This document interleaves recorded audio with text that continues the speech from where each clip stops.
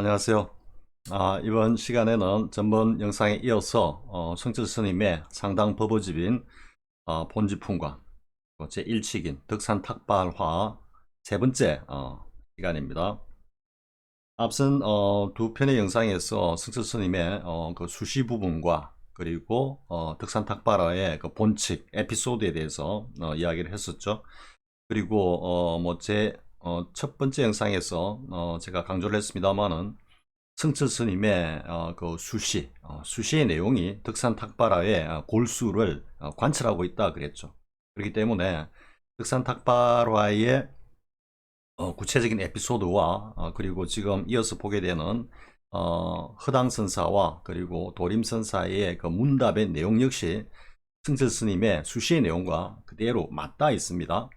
이제 달리 우리가 이해하자면은 지금 승철 스님께서 이 허당선사와 도림선사의 문답을 이렇게 들면서 즉 소개를 하면서 그 내용에 맞추어서 그 내용과 일맥상통하는 그런 어떤 불법의 도리를 수시해서 쭉 먼저 말씀하셨다 이렇게 되는 거죠.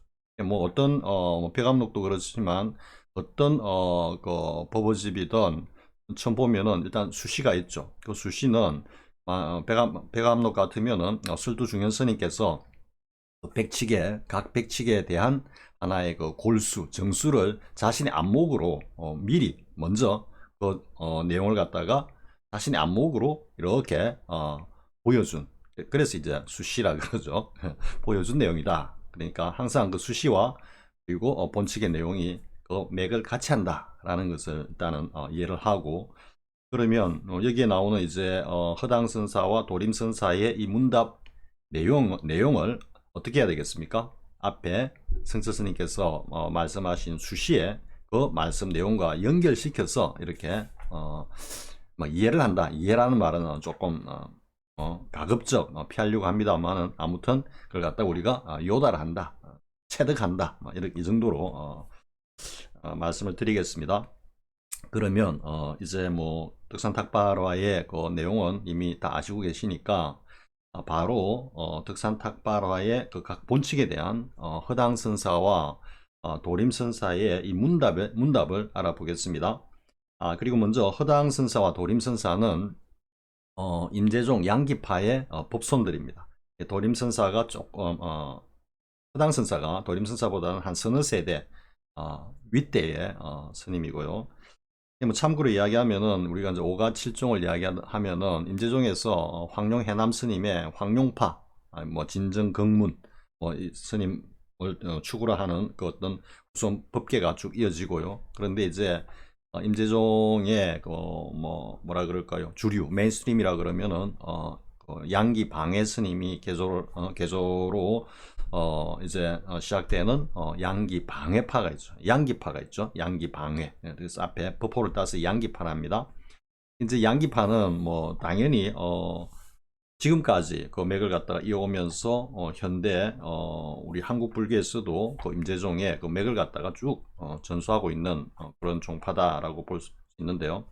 그 양기 방해 스님의 법제자가 그 백운수단 스님이죠. 사실 보면 또그 백운수단 스님하고 양기 방해 스님이 처음 이제 이래 만났을 때 그 백운 스님을 양기 스님이 이래 제접하는 깨달음으로 이렇게 이끄는 그런 어떤 일화도 굉장히 유명한 일화가 있는데요. 아무튼 양기 방해 스님 밑으로 백운수단 스님, 또 그 아래로 오조 법연 스님, 굉장히 또 유명하시죠. 그리고 오조 법연 스님의 또 법제자인 원호 극근 스님, 그리고 원호 극근 스님의 또 법제자인 대해종고, 이렇게 사실상 뭐 가장 굵은 줄기에 그런 어떤 법맥이 쭉 이어져 내려오는 양기파다 되는 거죠. 그 양기파의 스님들입니다. 허당선사와 도림선사 두 분이. 그러면 허당선사의 그 문답을 보겠습니다. 허당선사에게 어떤 중이 물었다.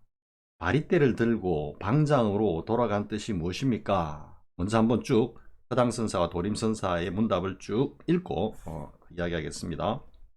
다시 보겠습니다. 바리떼를 들고 방장으로 돌아간 뜻이 무엇입니까? 귀하게 사서 천하게 파느니라. 마루구도 모른다 하면 또 무슨 뜻입니까? 시끄러운 시장 안에서 조용한 망치를 치느니라. 은밀히 그 뜻을 말했다 하면 무슨 뜻입니까? 귀신은 방아를 찢고 부처는 담장을 뛰어넘느니라. 그 다음 날 전과 다르고 또한 마루구를 알아 기쁘다 하면 무슨 뜻입니까? 칼에 맞은 흉터는 없애기 쉬우나 악담은 없애기 어렵나니라. 여기까지가 허당선사의 문답입니다. 그 다음 이제 도림선사의 문답을 보겠습니다. 도림선사에게 어떤 중이 물었다. 머리 숙이고 방장으로 돌아간 뜻이 무엇입니까? 빠른 번개에 불이 번쩍거리느니라. 마루구도 모른다 하면 무슨 뜻입니까? 서로 따라오느니라. 어떤 것이 암두에 은밀히 말한 곳입니까?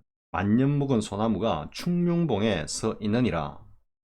과연 3년 후에 돌아가셨으니 참으로 깊은 뜻이 있습니까?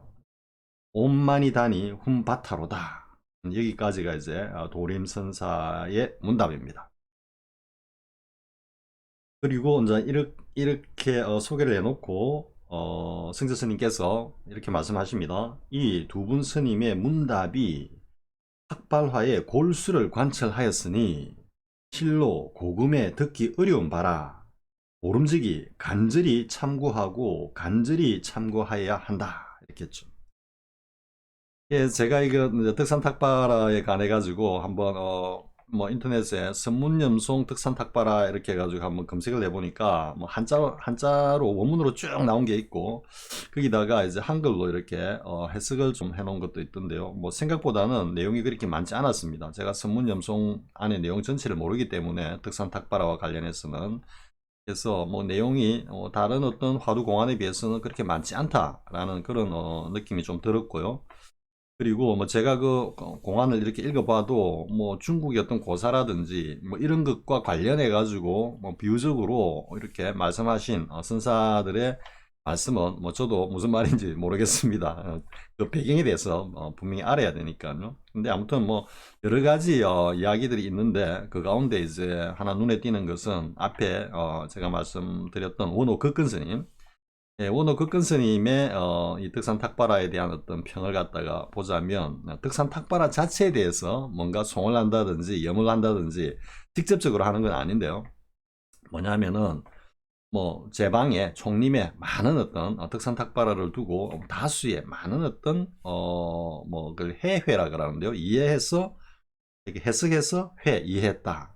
그러니까 그것을 갖다가 나름대로 뭐 송을 붙이고 염을 하고 평창을 하고 하는 그런 말들이 많지만 이 본질을 적확하게 투득한 이는 적다. 그러니까 얼마 안 된다. 이렇게 말씀을 하십니다. 그러니까 그만큼 뭐라 그럴까요? 뭐 난해하다라는 말도 좀 그렇지만 그 어떤 높이와 깊이가 성재 스님 수시에서 말씀하시듯이 다르다. 그런데 어쨌든 성재 스님의 안목으로 지금 이 탁발화의 골수를 관찰했다라고 하면서 허당선사와 도림선사의 이 문답을 갖다가 제시하고 있다라는 이야기. 그럼 성재 스님의 안목은 과연 어떤 안목이냐? 한번 보겠습니다. 자, 허당선사의 문답입니다. 바리떼를 들고 방장으로 돌아간 뜻이 무엇입니까? 라고 씁니다. 그러니까 설봉스님의 그 말 한마디에 뭐 대꾸도 안 하고 그냥 고개 숙이고 휙 도실방으로 득산스님이 돌아가셨는데 그게 무슨 뜻이 있습니까? 이렇게 묻는 겁니다.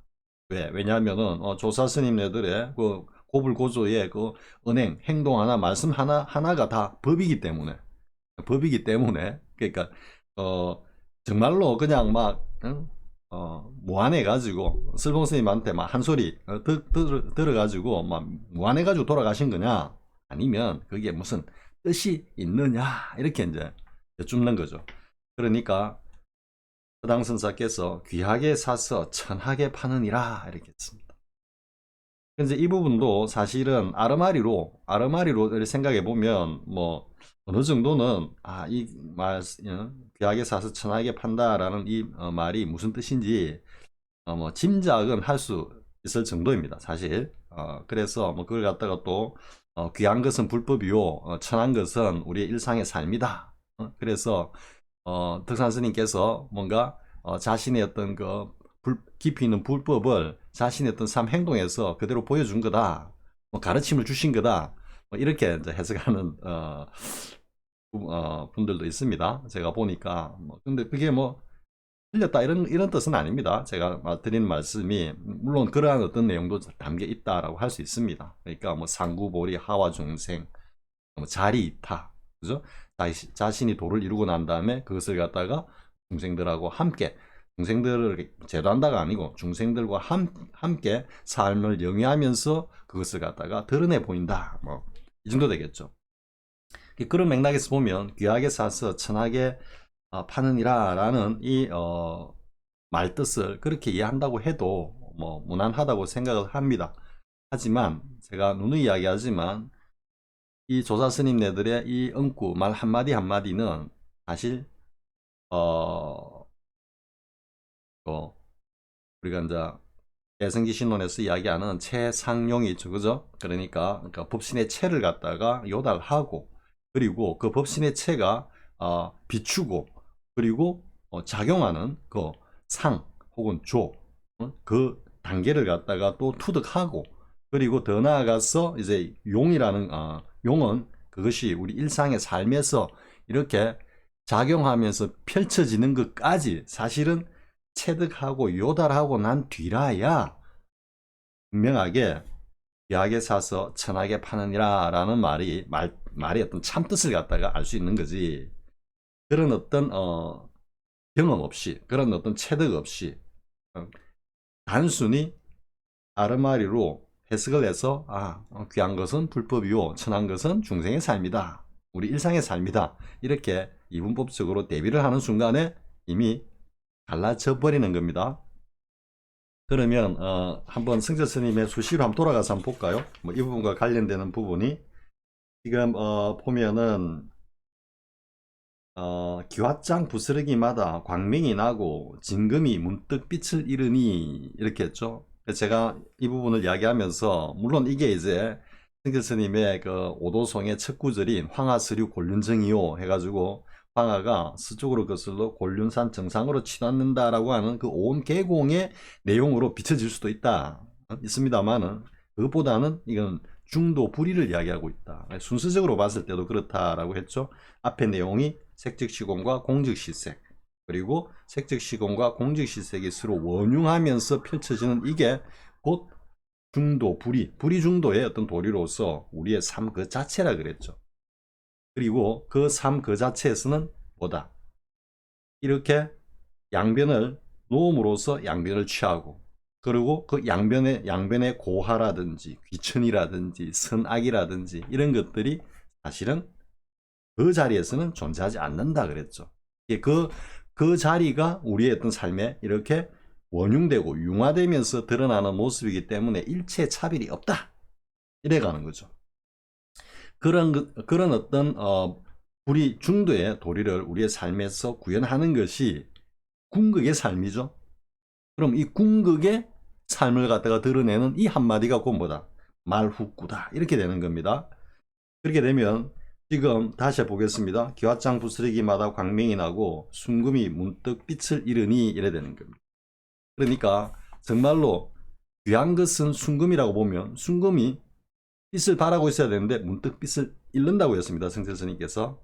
그리고 기앗장 부스러기 천하고 천한 가다가 발에 차이는 땅바닥에 뒹구는 순금은 사람들이 땅에 안 내려놓죠. 어와둥둥하고 그냥 손에 들고 마치 뭐 애기 보던 듯이 하는데 그냥 땅바닥에 뒹구는 기왓장 부스러기가 오히려 이제 빛을 발한다, 순금과 같은 빛을 발한다 하니까 여기에는 귀와 천이 없는 겁니다. 그러니까 여기서 귀하게 사서 천하게 파느니라 라고 하는 이 귀하다 하고 천하다 라고 하는 이 작구에 딱 꼽혀버리면 불의 중도가 딱 두 개로 갈라지는 겁니다. 갈라놓고 그걸 갖다가 다시 억지로 논리로 이렇게 하나로 융화하는 어떤 그런 좀 뭐라 그럴까요, 모순이라 그럴까요, 그런 걸 갖다가 거치게 되는데, 여기서 귀하게 사서 천하게 파느니라 라고 하는 것은 비천이 없다, 오히려 역으로 비천이 없다 이래 되는 거죠. 그럼 뭐다? 깨달은 이의 삶이나 우리 중생의 삶이 하나다. 우리 중도로서 하다 이런 이야기입니다. 그러면 사실상 지금 여기 첫 구절의 이 모습에서 덕산 스님의 이 행동에서 사실은 모든 걸 다 말씀하신 겁니다. 제가 감히 지금 뭐 굽을 짓자면은 미리 이야기하자면은 덕산 스님의 이 모습 자체가 마루구입니다. 마루구. 그래서 원호 국근 스님도 그렇게 말씀을 하십니다. 뭐 그러니까 덕산 스님과 하고 암두 스님 사이에서 뭐 기속말로 왔다 갔다 했는데 그것을 두고 뭐 대방의 총림의 많은 입들이 그 마루구가 있다 뭐라고 말을 했다, 마루구란 이런 거다라고 했다라고 하는 말들이 있고, 아니다 그거는 막 그냥 부자지간에 서로 통하는 어떤 그런 거기 때문에 그걸 마루구가 없다, 마루구라는 건 뭐 있는 게 아니고 따로 있는 게 아니고 그냥 뭔가 그 덕산과 암두가 주고받은 그 자체가 그냥 마루구다, 이렇게 다들 이야기를 많이 하는데 원호 교수님이 그거 아니다 하고 잘라버리는 겁니다. 그러면서 정말로 이 덕산 탁발화의 이 깊은 취의를 제대로 알면은 이거는 그걸 제호라 그러죠.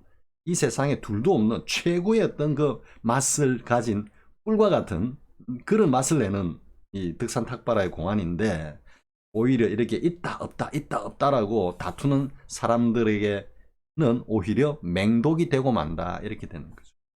저도 지금 맹독을 한 사발 크게 들이켰습니다.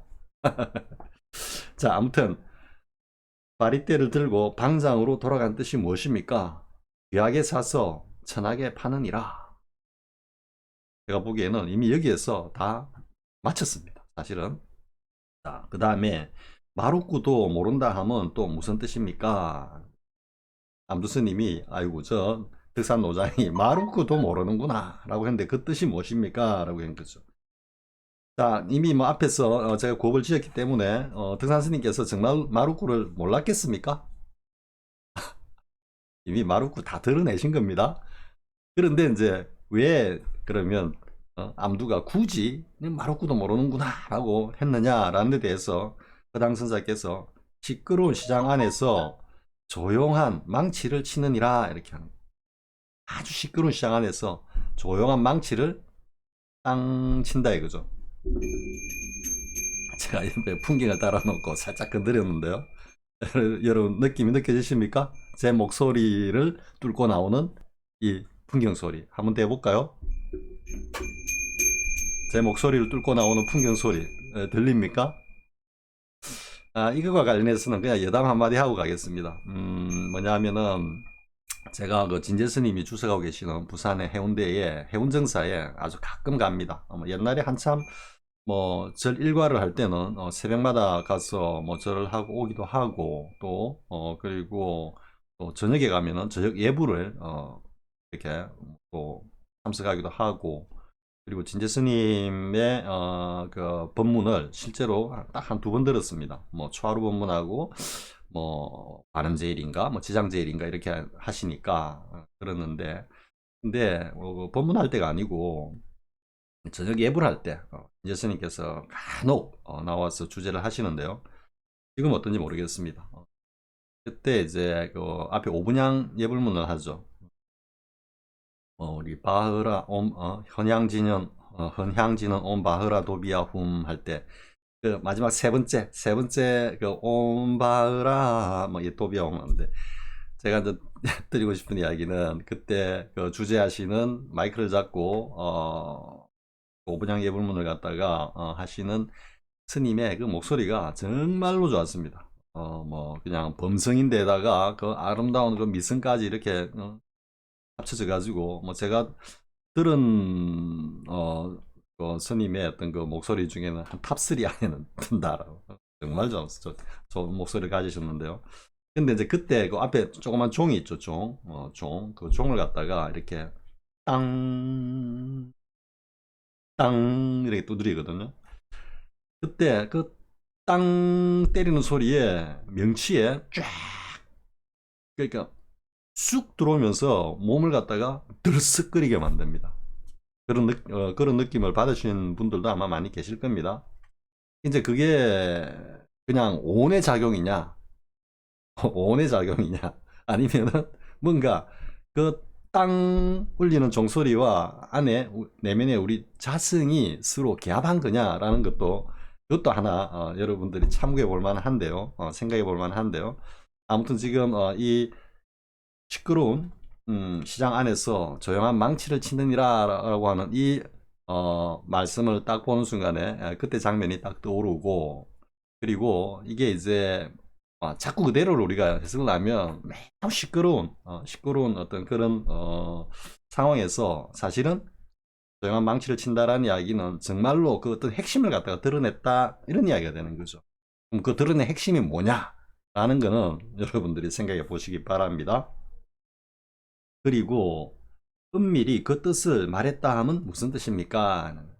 그러니까 이 은밀히 말했다라고 이제 했을 때 앞에 원호 극근 스님의 그 평가를 따르자면 그때 뭔가 마루꾸에 대해서 스님 이 마루꾸는 이런 겁니다라고 말을 했다라는 부류가 있고, 아니다 그런 말은 없었다 그런 말은 없었고 그냥 덕산 스님과 암두 스님 사이에 막 그런 어떤 뭐 이야기가 구체적인 마루가 오고 간 게 아니고 그냥 두 어떤 그 스승과 제자 사이에 뭐 하나의 뭐 그런 행동이었다. 그래서 마루구는 없다. 있다 없다. 이제 이렇게 나눠 가지고 하는 그 부류에 대해서 그러니까 원옥근 스님이 그 질타를 하신 겁니다.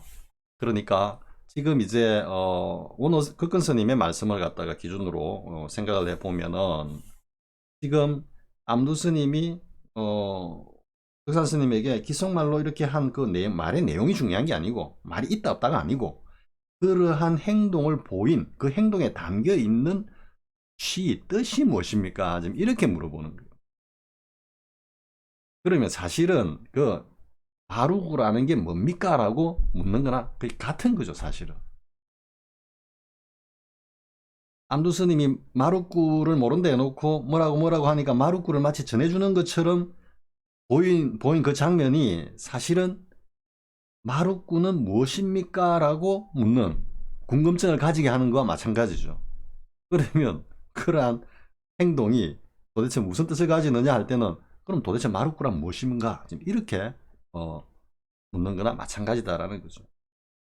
그에 대해서 이제 허당 선사가 이렇게 다 답변을 합니다. 귀신은 방아를 찢고 부처는 담장을 뛰어넘느니라 했습니다. 사실 저도 처음에 이제 이 덕산탁발화를 딱 봤을 때 그때는 뭐 다 이렇게 비추어 봐도, 그러니까 우리가 뭐 최쪽구 다음에 향상구 마루구 이렇게 다 비추어 봐도 이 부분 이 대목이 잘 요달이 안 되는 겁니다. 귀신은 방아를 찢고 부처는 담장을 뛰어넘느니라. 귀신은 방아를 찢고 부처는 담장을 뛰어넘는다. 그래 이제 좀 궁금해 하다가 어느 날 맞아, 그거였는데 그걸 갖다가 이상하게 거꾸로 다르게 생각을 했네. 이제 다르게 내가 생각을 했구나 이런 생각이 들었는데요. 뭐 제 생각에는 이제 마루꾸의 그 골수 요체 핵심은 바로 허당 선사께서 말씀하신 이 부분이다라고 생각이 됩니다. 귀신은 방아를 찢고 부처는 담장을 뛰어넘느니라 이렇게 했습니다. 자, 과연 이게 무슨 의미일까요? 여기에 대해서 제가 한마디 뭐 착을 하자면 앞에 우리 그 백암록 강독에 보면은 삼칙에 일면불 월면불이 나오죠. 그러니까 마조 스님의 일면불 월면불이 나오는데, 그래서 그 일면불 월면불을 차용해 와가지고 여기에 붙이면 저는 월면불과 일면불이 서로 손을 맞잡고 덩실덩실 춤을 추는구나 이렇게 한번 달아보겠습니다. 그런데 이 지금 내용과 관련해서 제 어릴 적 이야기를 한번 해보겠습니다. 어릴 적 제가 그때 한 5살? 5살이나 한 6살, 많으면 6살, 적으면 한 5살 정도 됐을 것 같습니다.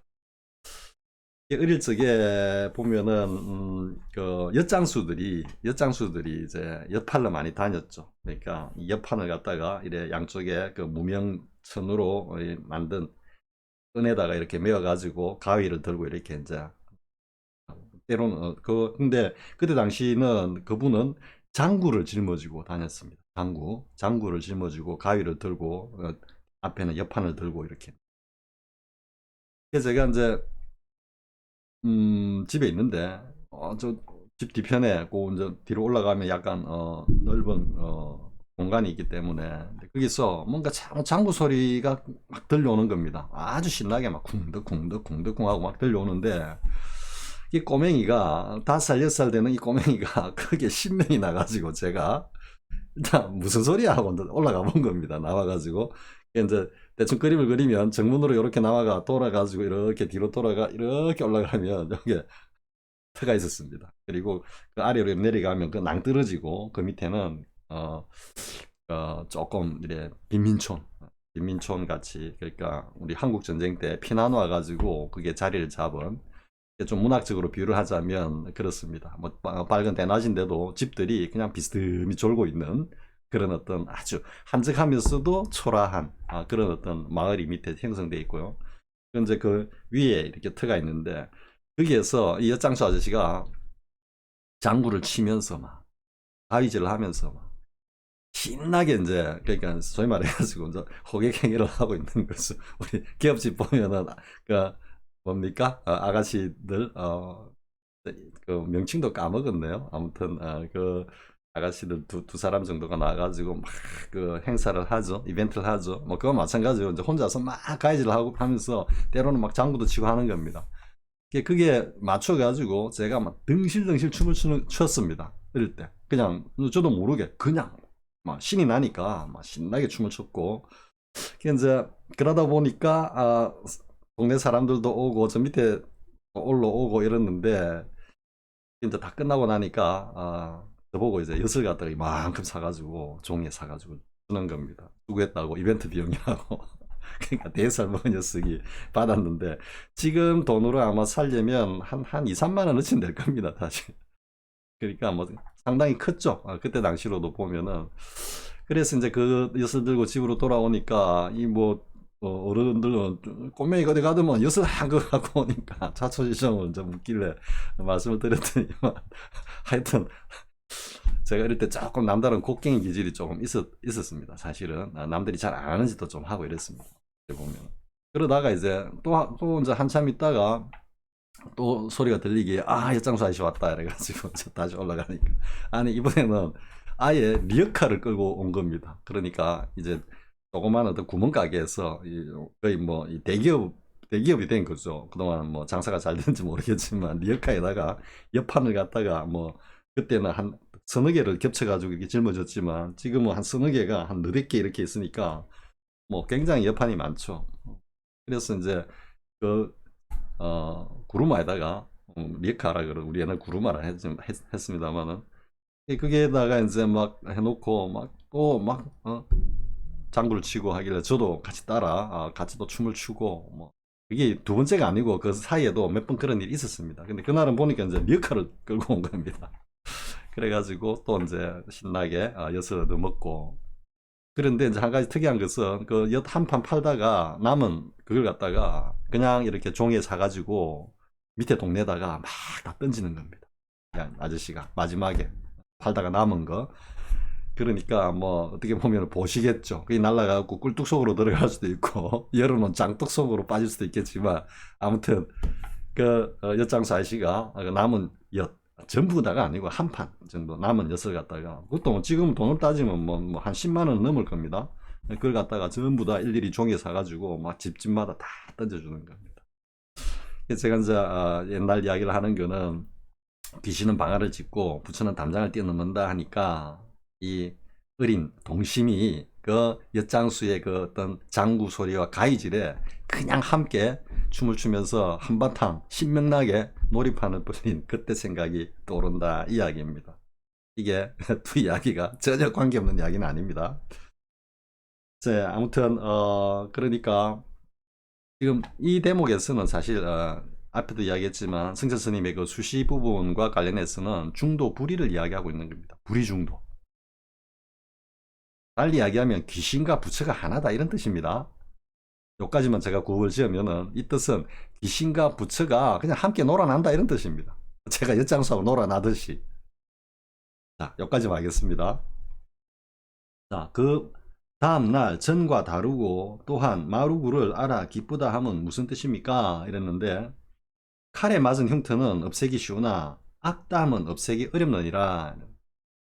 사실 물리적으로 현상적으로 보면은 말이 거꾸로 돼야 되죠.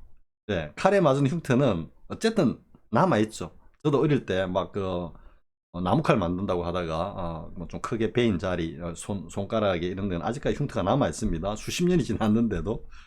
근데 악담은 흔적이 없죠, 사실은. 무형으로. 그런데 가만히 곱씹어 보면 이 말씀이 진리죠. 상처는 아물고 나면은 신경도 안 씁니다. 그러니까 그게 흉터로 물리적으로 남아있다 하지만 우리의 인식에서는 이게 드러나지 않는 거죠. 무관심하니까. 뭐 이걸 또 그 차이가 일체 유심조가 됩니까? 여기서 잠깐 이야기를 해볼까요? 이게 약간 빗나가는 이야기일 수도 있겠습니다만은, 자, 여러분들이 이 공과 색이라는 것, 색 즉시 공이라는 것, 그리고 공 즉시 색이라는 것을 갖다가 우리 반야신경이 막 너무 어렵게 이렇게 다가오니까, 그런데 우리 일상의 삶에서 한번 색 즉시 공과 공 즉시 색을 갖다가 우리는 누차 경험하고 있는 겁니다, 사실은.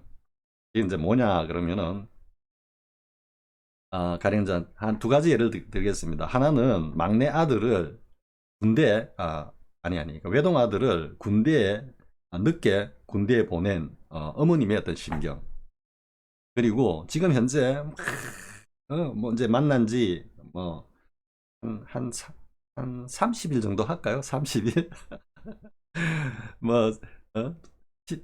30일 기념, 100일 기념 이렇게 하죠. 우리 젊은 커플들 서로 이렇게 뭐 연애할 때 한 30일 정도 된 아주 풋풋한 커플이 있다고 생각을 합시다. 그렇게 했을 때 먼저 이제 어머니 그러니까 어머니가 이제 뭐 시골에서 밭을 매는 어머니라고 뭐 상정을 해 봅시다. 그러면 우리가 이제 그 어머니께서 하루 종일 군에 간 아들 생각을 하고 있을까요?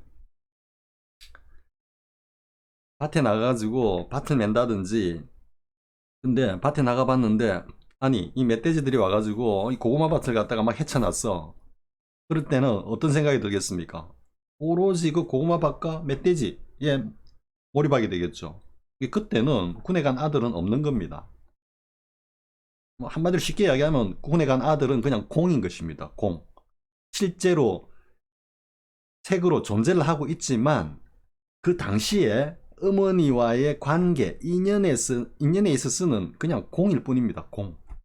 그러다가 문득 아들이 생각이 날 때, 이때는 다시 현존하는 색으로 돌아오는 거죠. 이게 이제 제가 앞에서 뭐 올렸던 양자역학과 불교의 관계 이렇게 이야기할 때, 그죠? 그러니까 이게 입자냐 파동이냐 이렇게 할 때, 그러니까 어머니의 어떤 그 생각 속에서 완벽하게 진공 상태가 딱 되어버렸을 때, 그럼 아들도 그냥 진공이 되는 겁니다. 진공, 저 파동으로 존재하는 겁니다. 색으로, 입자로 존재하는 게 아니고. 그러다가 어머니가 아들 생각을 딱 했을 때, 이건 다시 관찰자가 되는 거죠. 그럴 때 색으로 딱 아들은 다시 존재하는 겁니다. 그런데 두 번째 케이스, 이제 30일 정도 된 풋풋한 커플이 있는데, 이 남자친구가 이 친구들하고 흔히 뭐 여러분 공감하실 겁니다. 뭐 훌라를 친다든지 뭐 고스톱을 친다든지 뭐 이렇게 할 때, 그때 정말로 그게 몰입해가 있을 때는 새까맣게 잊어버리죠. 여자친구가 어디 있어? 오로지 지금 이 카드밖에 없는데, 그때 여자친구는 공으로 화해버린 겁니다. 이 세상에 존재하지 않는 존재입니다. 그러다가 전화가 딱 왔어. 여친한테. 맞아. 이럴 때 이제 막 갈등이 나죠. 지금 빨리 오라 하는데, 이걸 갖다가 어떻게 정리를 하고 가나, 아니면은 여자친구한테 살짝 좀 뭐 이야기를 어떻게 잘해가지고 좀 시간을 미룬다든지 아니면 다음에 만나자든지 할까, 이렇게 고민을 하죠. 그때는 이제 색으로 등장하는 거죠. 근데 그 이전에 카드에 훌라에 몰입해 있을 때는 뭐 여친 그 어떤 여친조차도 그냥 공일 뿐입니다. 그러니까 우리 일상생활에서 사실은 색과 공을 계속 넘나드는 거죠. 그게 이제 인연이 됐다가 안 됐다가, 즉 관찰자 입장이 됐다가 안 됐다가, 그러니까 완벽한 진공이 됐다가 다시 그게 결 어긋남이 생기면서 다시 형체가 또 존재하고. 그러니까 실제로 우리 일상생활에서 색즉시공 공즉시색은 정말로 무수히 겪는 겁니다. 그러니까 단지 뭐가 중요하다, 일체유심조다 이거죠. 우리 마음에서 그것이 작용하지 않으면은 모든 게 다 공인 것입니다. 그런데 일단 우리 마음이 작용을 하면서 어떤 대상과 인연을 딱 이룰 때는 비로소 색으로 나타나는 거죠. 그러니까 이거는 우리가 이제 뭐 경험적으로나 논리적으로나 너무나 분명한 색즉시공 공즉시색인 거죠. 그죠? 자, 뭐 여기까지 하고 난 내용을 보겠습니다. 칼에 맞은 흉터는 없애기 쉬우나 악담은 없애기 어렵느니라 이렇게 했는데요. 이게 이제 이거는 뭐 그냥 다음에 지금 도림선사께서 말씀하시는 내용하고 그냥 맥이 좀 다 있는데요. 뭐 굳이 이야기를 하자면은 우리가 이제 색과 공으로 이렇게 나눠서 보면은 색은 유한한 거죠. 색은 유한하고, 그리고 공은 뭐 영원하다. 그 자리는. 그러니까 지금 여기서 말씀하시는 이 내용은 어떻게 뭐 이해를 하면 너무 쉽습니다. 이 은술로 표현하기 어려워서 그렇지, 이 말뜻이 무엇인지 은술로 표현하기 어려워서 그렇지만, 아무튼 이 지금 내용과 처음에 덕산 스님께서 고개를 푹 숙이고 그냥 방장실로 돌아간 것과 수미상관으로 이 뭐라고 그럴까요? 요체를 같이 하고 있는 겁니다. 다시 한번 보겠습니다. 칼에 맞은 흉터는 없애기 쉬우나 악담은 없애기 어렵느니라. 아무튼 이 정도 하겠습니다. 자, 그 다음에 도림선사의 문답을 보겠습니다. 도림선사에게 어떤 중이 물었다. 머리 숙이고 방장으로 돌아간 뜻이 무엇입니까? 빠른 번개에 불이 번쩍거리느니라. 이 표현을 많이 쓰죠. 뭐 빠른 번개에 불이 번쩍거리고, 뭐 또 석화전광이라 그러죠. 그러니까 부싯돌에 불이 번쩍인다, 뭐 이런 표현 많이 쓰고요. 그리고 평지에서 뭐 파도가 인다, 해일이 인다, 뭐 이런 표현도 막 쓰고 그러죠. 그래서 지금 이 내용은 앞에 귀하게 사서 천하게 파느니라 라고 허당선사는 말씀을 하셨는데, 도림선사는 빠른 번개에 불이 번쩍거리느니라 했는데, 이 지금 시를 어떻게 앞에 내용과 연결시켜 가지고 그대로 뭐 이야기를 하자면 이미 드러내 보였다, 이런 의미가 되겠죠. 이미 그 덕산 스님의 그 모습에서 이미 다 드러내 보였다. 근데 그 버쩍거리는 것을 봤느냐? 뭐 이런 의미에 좀 가깝다라고 할 수 있죠. 그런데 여기서 제가 하나만 다른 이야기 좀 하고 가겠습니다. 나왔으니까. 이 석화전광이라 그랬죠. 우리가 보통 뭐 현대는 전광석화라고 쓰죠, 그죠? 근데 뭐 진재스님께서 늘 하시는 말씀이 척 물으면 답이 석화전광으로 나와야 된다, 이렇게 말씀을 하시죠. 근데 사실 저는 처음에 그 석화전광으로 답이 탁 나와야 된다, 어떤 화두공안에 대한 탁 물음에 대해 가지고 막 곧바로 답이 탁 나와야 된다라는 이 말씀에 대해서 제가 아직까지 갈 길이 뭐 한참 멀었구나. 야, 그거 어떻게 그걸 갖다 순간적으로 딱 듣자마자 바로 튀어나오느냐. 참고할 시간이 있어야지. 저는 개인적으로 이렇게 생각을 했습니다. 그런데 이제 지나면서 가만히 보니까 그 말씀이 창작을 해가지고 그냥 드러내라, 창작을 해가지고. 그러니까 예를 들어서 아까 귀신은 방아를 찢고 부처는 담장을 뛰어넘느니라 라고 한 이 표현에 대해서 제가 월면불과 일면불이 서로 손을 맞잡고 덩실덩실 춤을 추는구나 라고 하는 거는, 지금 이런 표현은 역대 조사 스님의 은구에 없는 표현입니다. 즉 제가 지어낸 거죠. 이게 이렇게 창작을 통해 가지고 석화 증강으로 낸다? 이거는 불가능하죠. 이거는 인지하는 과정도 있어야 되고 그 말의 의미를 갖다가 창의적으로 뭔가 조합을 하면서 거기에다가 상징과 어떤 의미를 갖다가 담는 일정한 어떤 시간이 필요한 거죠. 그러니까 석화 증강이 있을 수가 없습니다. 이렇게 답을 하려면은 가령 예를 들어 가지고 그 운문의 삼전어가 있죠. 그러니까 운문의 삼전어가 뭐냐면 처음에 운문 스님이 그 제자 스님들을 함께 자리를 하면서 이렇게 물어보죠. 도가 무엇인가? 라고 물으니까 그 파릉 스님이 밑에 이제 법제자인 파릉 스님이 눈 밝은 사람이 우물에 빠졌습니다. 이렇게 이야기를 하죠. 그러면 이 눈 밝은 사람이 우물에 빠졌다라는 것이 파릉 스님이 최초로 표현한 것인지 아닌지는 잘 모르겠습니다. 사실은. 근데 그게 역대 그 이전에 조사 스님네들이 하신 말씀이라고 하면 그 순간적으로 그게 툭 튀어나오는 것은 어렵지 않습니다.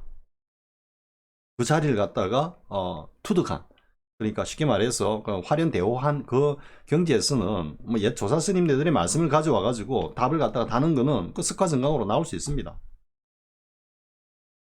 그러니까 도가 무엇인가 라고 물으니까 눈 밝은 사람이 깊은 우물에 빠졌습니다.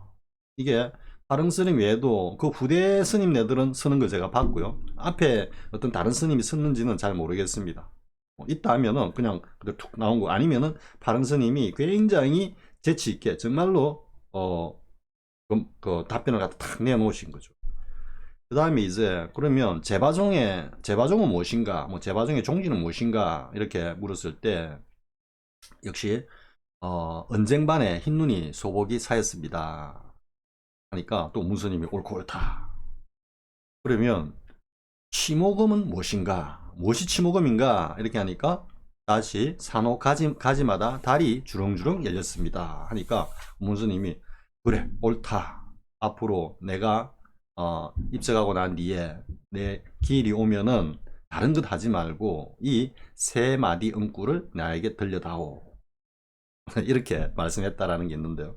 그러니까 뭐 산호가지마다 달이 주렁주렁 열렸다 이런 표현이라든지 이런 것들은 역대 조사스님들께서 하신 말씀이기 때문에 그 차용해 가지고 탁 던지는 거는 할 수 있습니다. 이제 그게 어떤 의미냐 그러면은 자 최초구를 물었다. 최초구를 뭐 뜰 앞에 잣나무니라 뭐 조주의 무자라든지 뭐 향음상수화도 최초구에 해당된다고 볼 수 있는데 향음상수화는 또 조금 약간 그 법신 변사 쪽에 좀 가까운 그런 측면도 있습니다. 그러니까 최초구를 물으면 최초구에 해당하는 어떤 역대 조사 스님들의 말씀을 가지고 답하고, 향상구를 물어왔으면 향상구에 대한 역대 조사 스님들의 말씀으로 답하고, 마루구를 물어왔으면 마루구에 대해서 언급하신 역대 조사 스님들의 그 응구를 가지고 답을 척하는 거는 이거는 정광석화로 나올 수가 있죠. 그게 정리만 되어 있으면. 근데 이게 이제 조금 더 심하게 들어가면은 정작 그 자리를 갖다가 이렇게 쉽게 말해서 깨치지를 못한 분상에서 역대 조사 스님네들의 그 말씀을 뭐 이거는 최초구, 사실은 논리를 동원해서 아르마리로 딱 하면은 대략 어느 정도 나눌 수는 있습니다. 그래서 그렇게 최초구, 그다음에 향상구, 마루구 이렇게 나눠 가지고 점검을 하는데 스님께서 선지식께서 최초구를 물어왔어. 그럼 최초구에 가는 걸 답을 툭 던져. 향상구를 물어왔어. 향상구에 답을 툭 던져. 그리고 마루구 물어왔어. 마루구 툭 던져. 뭐 공부 다 된 것이 착각할 수 있죠. 이름하여 이걸 갖다 이제 구두선, 문자선이라고 한다고 그러죠. 그러니까 어떻게 보면은 그 도겐입니까? 일본 조중동의 그 시주인 도겐의 그 영화를 보면 그런 장면이 나옵니다.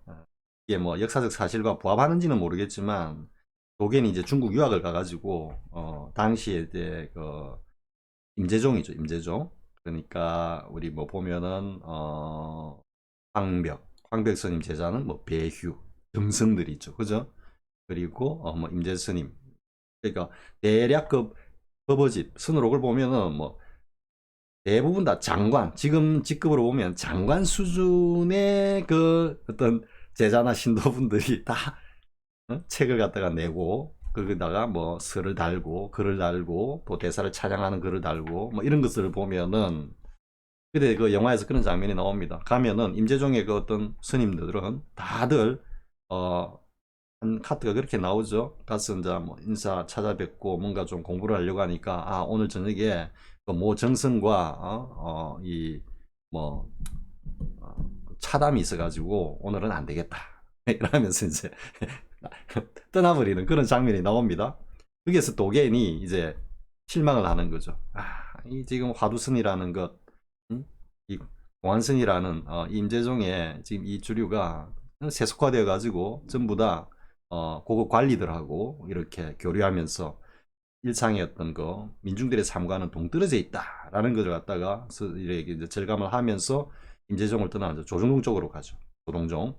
거기서 이제 조동종 묵조선을 가지고 일본으로 돌아가서 일본 조동종의 그 어떤 개조가 되는데요. 그래서 그 당시에도 뭐 이런 폐해가 많았던 것 같습니다. 그러니까 이제 그 대종고 스님이 그 원호극건 스님 그 배감독을 갖다가 시셀이 불을 살랐죠. 왜? 그거 뭐 보면은 대충 나눠가지고 원호 스님이 차거를 막 이래 달아놨는데 그 차거 하나 가지고 툭툭 던지는데 이 점검이 안 되는 겁니다. 진짜 알고 지금 내뱉은 말인지 모르고 내뱉은 말인지 알 수가 없으니까. 그러니까 대종고 스님이 막 에이 스승이고 나발이고 간에 이 배감독 이게는 뭐 천하 마귀의 마구니의 책이다 이래가지고 그냥 불살랐다는 거 아닙니까?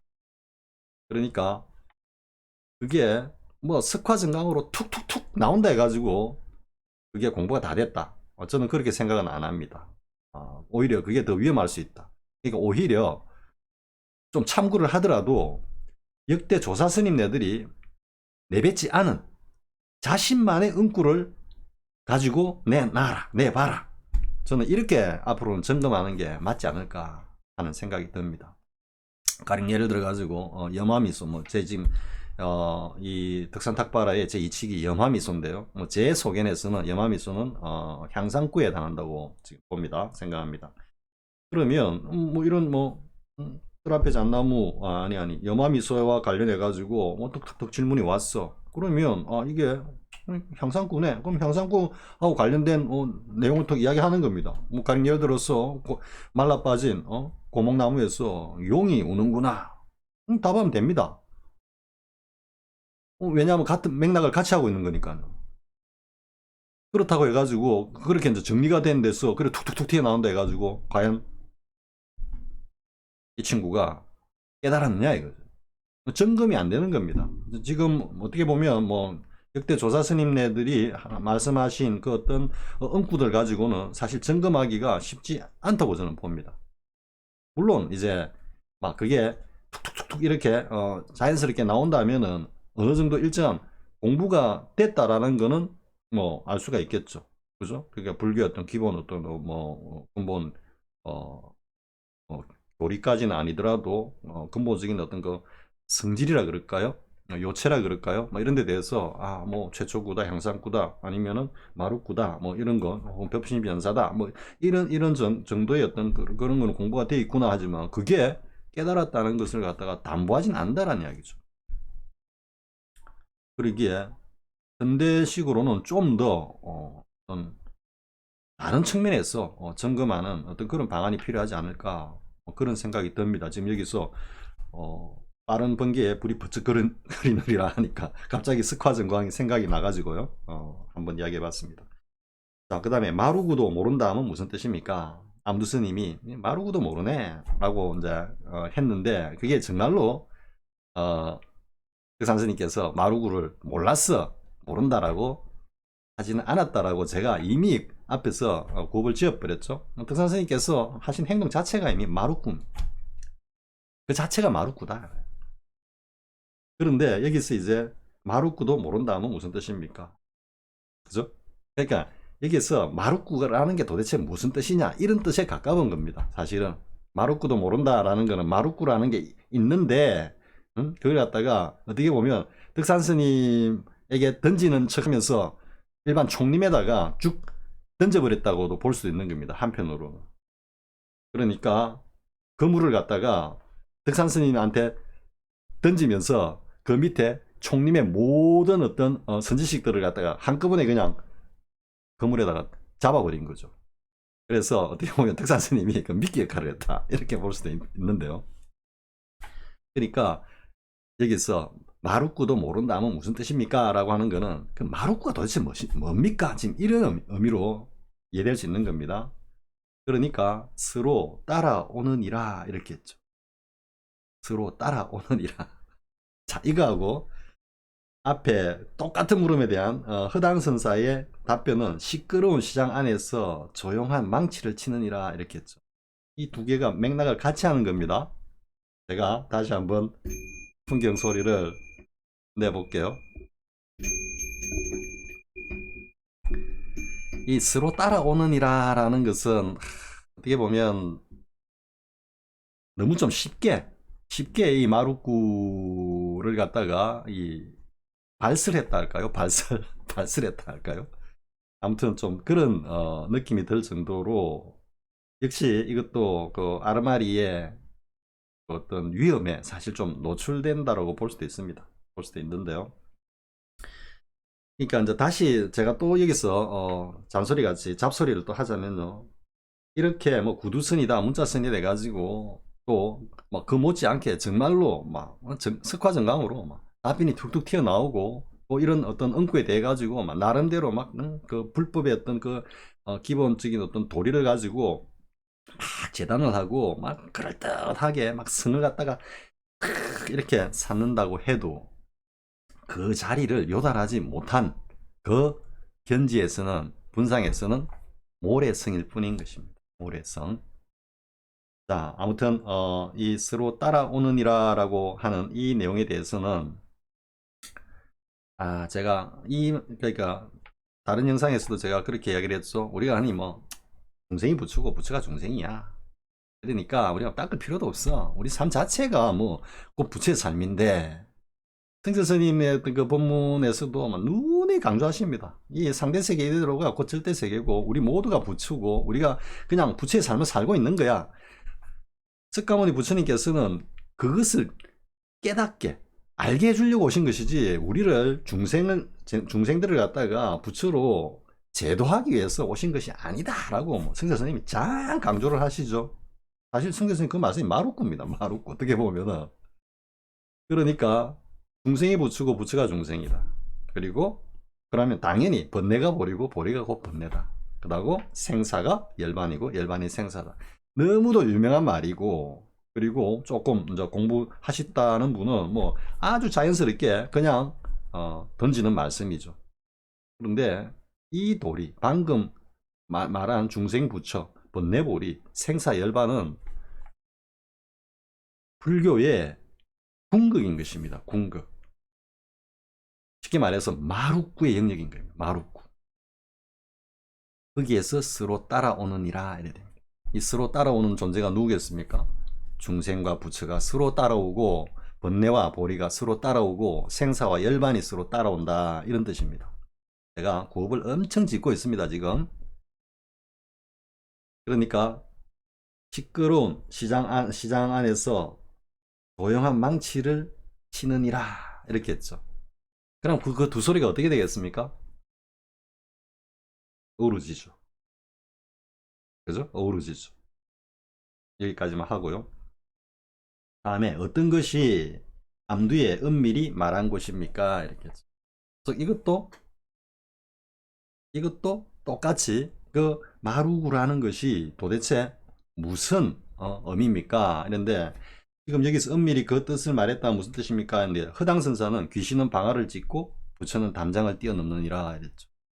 이미 이제 제가 말씀 다 해버렸죠. 그걸 막 수미산 지금 산더미 같이 쌓았습니다. 물론 이게 틀린 구석이 있으면 더 어떻게 보면은 제가 좀 이렇게 살 수 있을 텐데, 만약 이게 제 말이 뭐 대부분 다 맞다 하면은 이 구업은 엄청난 겁니다. 지금 역설적으로.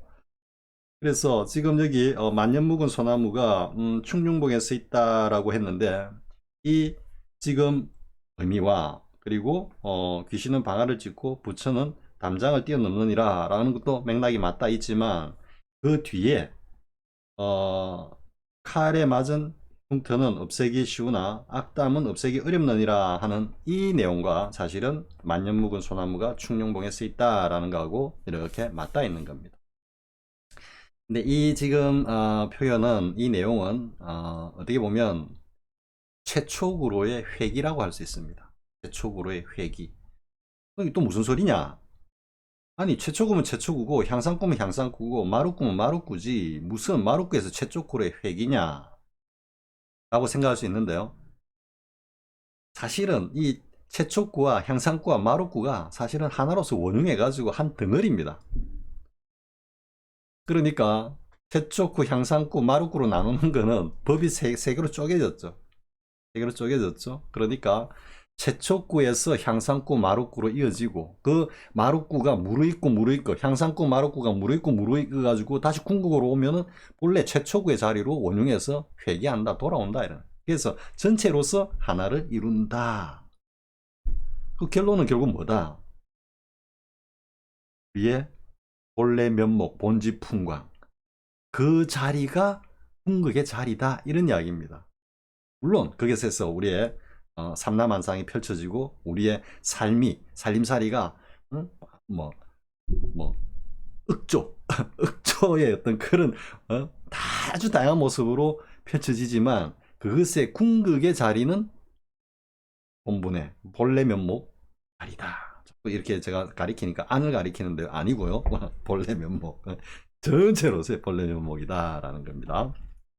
그래서 최초구 안에 향상구에 그 어떤 요체가 들어있고, 그리고 최초구와 향상구로 이어지면은 자연스럽게 마루구로 연결되고, 그 마루구는 다시 궁극으로 환원하면은 최초구가 된다 이런 이야기입니다. 지금 이것과 관련해서 이야기가 저 뒤에 뒷부분에 나옵니다. 그 설두스님 이야기 맞나? 설두선사가 이 벽암록 이야기를 이렇게 이제 옮겨놓은 건데요. 예, 나오는데요. 혹시 궁극은 뭐 마루꾸고 향상꾸고 마루꾸고, 그 궁극 본연의 어떤 그 궁극은 뭐다? 최초구인 본래 자성, 본래 면목, 그 자리다 이런 이야기죠. 그러니까 앞에서 중생이 부처고 부처가 중생, 번뇌보리, 보리번뇌, 생사열반, 열반생사 이렇게 하니까 이 전체가 이제 뭐라 그럴까요? 뭐 동등하다. 당연히 동등하죠. 불이중도로서 진속이제가 하등 차별이 없고 하나이면서 둘이고 둘이면서 다르지 않다고 되는데, 그런데 궁극은 뭐다? 하나에서 모든 게 쫙 펼쳐진다 이런 이야기입니다. 자, 그리고 과연 3년 후에 돌아갔으니 참으로 깊은 뜻이 있습니까? 라고 하는데, 도림선사가 여기에 대해서 이 부분 지금 3년에 대해 가지고는 그렇게 염이나 뭐 차거나 이런 것들이 별로 없습니다. 보니까. 근데 이제 이 도림선사께서 옴마니 다니 훔바타로다 했는데, 이 주문 옴마니 다니 훔바탁은 제가 찾아보니까 저는 이런 뭐 주문이라든지 제가 알고 있는 건 옴 아비라 홈캄스바 아비라 기도할 때 그거밖에 모릅니다. 그래서 이 내용은 그 돌아가신 분에 대해 가지고 왕생 극락 왕생을 갖다가 비는 그런 어떤 지장보살님 앞에 하는 하나의 어떤 그 돈을 담은 주문이다 이렇게 나와 있습니다. 골자 요지만 보면 그렇습니다. 그러니까 지금 이 물음에 뭔가 불법과 관련된 어떤 그런 요체 한마디가 아니라 그냥 이 주문을 갖다가 극락왕생을 비는 주문을 갖다가 딱 달아놓은 거죠. 그러니까 저는 사실 솔직히 이 3년 만에 돌아가셨다 이게 무슨 뜻이 있느냐라고 할 때 저는 솔직히 모릅니다. 이 부분에 대해서는 정말 모릅니다. 그렇기 때문에 제가 여기에다가 달면은 이렇게 달겠습니다. 이 일은 암두의 일이지 나의 일이 아니다. 이 일은 암두의 일이다. 3년 운운하는 건 암두의 일이지 나와는 아무런 상관없다. 이렇게 일단 정리를 하겠습니다.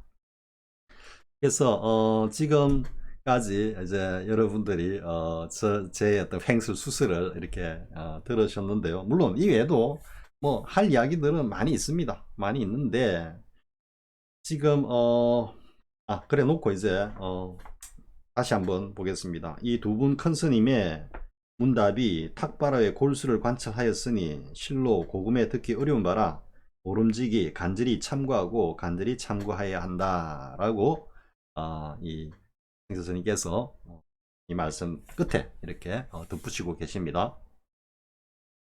그래서 지금 뭐 제가 오늘 이번 시간에는 상당히 여러 가지 뭐 정말 구슬을 많이 지었죠. 정말 구슬을 많이 지었죠. 그런데 이제 뭐 결론 삼아 물론 뒤에 내용은 다음 시간에 이어서 하기로 하고요. 오늘 했던 내용에 대해 가지고 결론 삼아서 다시 이야기를 하자면은 앞에 성재 스님의 그 수시 부분을 또 보겠습니다. 수시 부분에서는 우리가 불이중도라고 그랬죠. 그러니까 불교의 그 궁극은 불이중도라는 이야기입니다. 불이중도. 여기서 이제 하나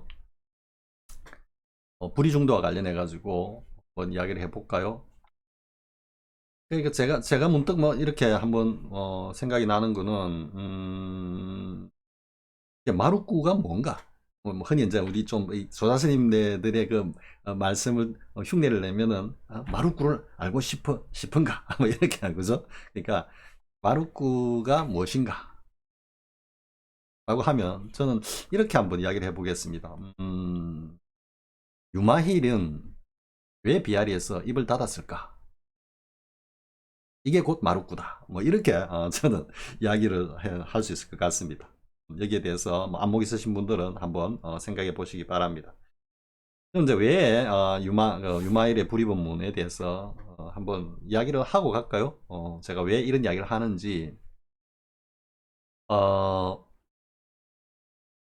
그때 이제 유마 거사가 약간 병중에 병원에 있을 때 뭐 이야기는 그렇게 되죠. 스카스 스님께서 문수에게 뭐 스님들 데리고 학인들을 데리고 문안을 이제 가라 해가지고 갔는데 거기에서 이제 불이 중도에 관해 가지고 불이법에 대한 어떤 그 뭐 법담이 오고 가죠. 그랬을 때 문수는 뭐 일체 형상도 없고 뭐 일체 뭐 말도 없고 어쩌고 뭐, 죄송합니다 어쩌고 저쩌고 아니고 말도 없고 하는 뭐 그런 아주 고준한 그런 법담을 쭉 하셨죠. 그러고 난 뒤에 이제 문수가 유마거사에게 묻죠. 그러면 의사께서도 한 말씀 해달라. 우리법에 대해서. 그러니까 유마는 입을 꾹 다물고 가만히 있었다라고 그러죠. 그러자 그 모습을 보고 문수가 찬탄을 했다. 이게 이제 비아리에서 유마힐의 침묵이라고 하는 하나의 뭐 또 일종의 화두 공안이 될 수 있는데요. 제가 이제 그 장면에서 마루구가 무엇인가 하면 제 소견에서는 유마일은 비아리에서 왜 입을 닫았을까 이렇게 이제 되묻고 싶습니다. 그런데 이제 이 불이 중도라는 것 자체를 우리가 그동안 우리가 봐왔던 어떤 경이라든지 뭐 육조단경이라든지 뭐 이런 쪽에 금강경이라든지 뭐 이런 쪽에서 쓰라고 계시는 내용하고 이렇게 비추어 보면요. 일단 육조단경에서는 식심견성 내외명철 그죠? 여기까지가 일단 견성이고 그리고 이제 여기서 더 나아가면은 대원경지 나아가죠. 이제 대원경지 그리고 대원경지 여기서부터는 이제 뭐가 됐냐면은 이게 뭐 배승기 신론에서 말하는 최상용에서 용 작용의 그 어떤 영역으로 이렇게 이어지는 건데요. 아무튼 지금 보면은 금강경에서 말하고 있는 응무소지 생기심 육조단경 그죠? 육조단경에서 그러니까 육조해능스님께서 깨달으신 금강경의 그 응무소지 생기심이 결국 육조단경에서 말하는 뭐다? 내외명철에서 드러나는 그 작용의 단계인 라고 그랬죠? 무념. 그죠? 무념. 무념이라는 것은 참나와 오운이 걸림없는 소통을 통해서 참나가 오온을 이끌면서 살림살이를 주재하는 그 경지가 응무소주 이생기심이면서 동시에 무념의 부처의 행위다 그랬죠. 그리고 그것이 더 나아가면은 그것과 함께 어우러지는 응구가 임재스님의 수처작주 입척예진. 그러니까 무엇을 하든 다 주인이 되고 진리 아닌 것이 없다. 무엇을 행하든 그것이 진리 아닌 것이 없다. 왜? 그게 불성이 현발해서 그것을 갖다가 즉 불성이 현발해서 바라밀이 우리의 삼독을 주재하면서 그것을 갖다가 보리심으로 현발하면서 중생계에서 살림살이를 주재가는 이게 불법의 궁극이고 이게 불이중도다 그랬죠. 이게 결국 마루꾸고. 자, 이제 여기까지 하고요. 제가 이제 결론을 맺겠습니다. 그러면 진정한 마루꾸는 뭐냐? 진정한 마루꾸는 뭐냐? 석가모니 부처님께서 보여준 이 마루꾸는 뭐냐? 라고 하면 금강경 제1칙인 법회인유품의 그 내용입니다. 제 소견에서는 그 법회인유품의 내용이 금강경의 골수일 뿐만 아니라 불법의 골수 중의 골수다. 더 이상의 법문은 없다. 그 뒤에 금강경에서 뭐 수보리야 다 공을 쓰라고 계시죠. 공. 근데 그 공에 천착해서 공에 빠지면 안 된다 그랬죠. 그 딱 멱살을 공에 빠지지 말라고 금강경을 쭉 설하시면서 다 공을 말씀하고 계시니까 그 공에다가 함몰돼서 빠져가지고 헤어나오지 못할까 높아심에서 딱 멱살을 잡고 처음에 딱 하시는 말씀이 딱 보여주는 부처님의 행장이 바로 법회 인유품인 것입니다. 자, 그 내용은 뭐 다 알고 계시죠? 한번 이야기를 해보면 어떻게 되겠습니까? 자, 공양때가 되자 대종께서 바리떼를 들고 탁발을 나가셨어.